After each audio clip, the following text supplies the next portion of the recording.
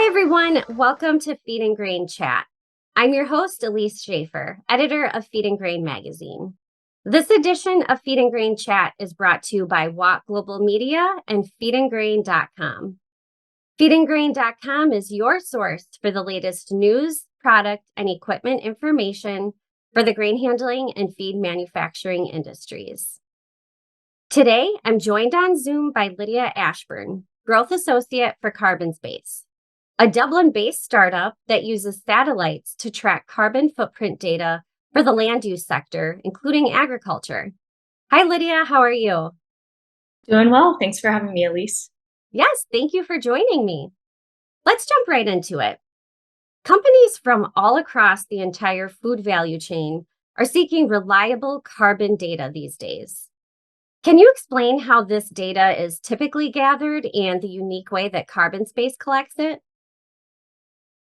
Yeah, absolutely. So I think the three main ways that this data has typically or historically been collected. The first would be doing direct measurements. So, in the case of agriculture, that's oftentimes soil sampling. And there are many great insights that come from soil sampling for sure. But when it comes to the carbon data, we can help with kind of the frequency and accuracy side of things. So we know that at least soil sampling for carbon can be pretty costly and labor intensive. There's just a lot of variation in some of the results you get just based on like which lab you send it to. And then the second, I guess, main way that this data will often be collected or generated is just using like industry calculators. These will often provide average data, which can be fine for calculating other types of carbon emissions. But when it comes to agriculture, we're talking about nature, and there's a lot of variation based on region and, of course,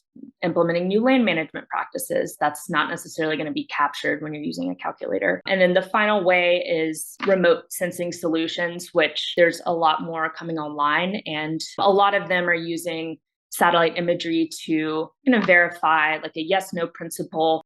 Maybe we verified this practice was implemented or no, it wasn't. But they'll still often turn to industry averages or formulas to do a carbon calculation. So we're coming in on the remote side. We're using a combination of satellite data, but also a network of FlexNet station data. So there's a network of several hundred of these across the world. They've been around for decades, collecting data every 30 minutes on carbon flux between the atmosphere and the ecosystem.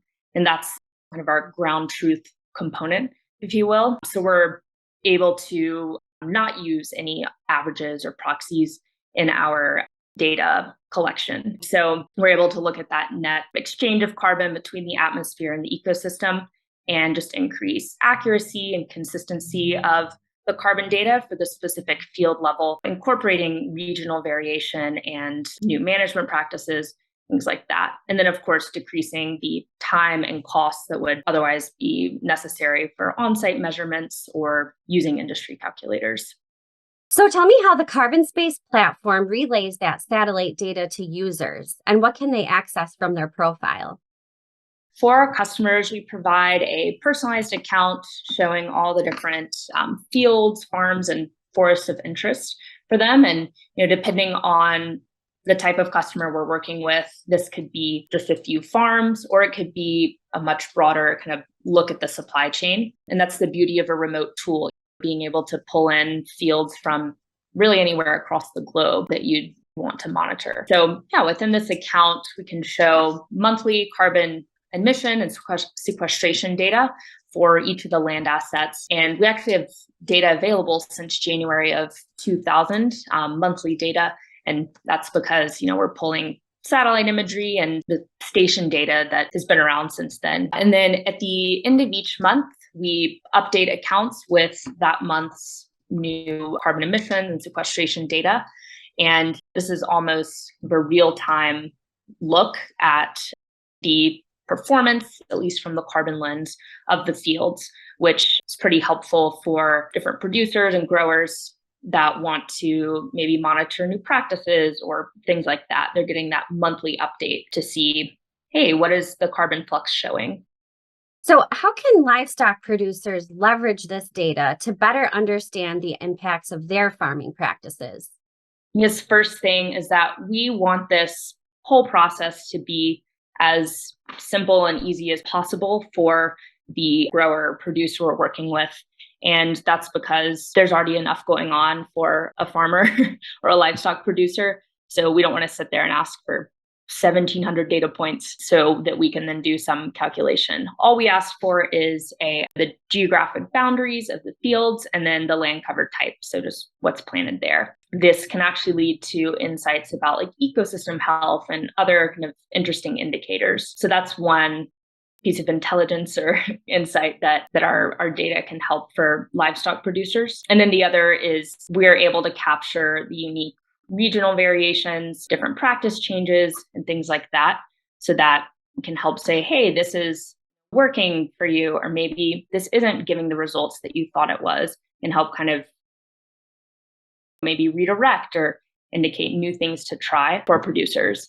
And in terms of, again, kind of like I mentioned earlier with the aspect of being a remote tool, we can provide visibility to the land around barns, to open grazing land, show where the fields where manure is being applied as fertilizer, and show the fields where feed is coming from. So we can really help provide pretty broad supply chain data for producers. Well, thank you for coming on and sharing a little about Carbon Space's unique platform today, Lydia. That's all for today's Feed and Grain Chat. If you'd like to see more videos like this, you can subscribe to our YouTube channel or sign up for our Industry Watch Daily e-newsletter, or you can come directly to feedandgrain.com to find videos on our website. Thank you for joining, and we hope to see you next time.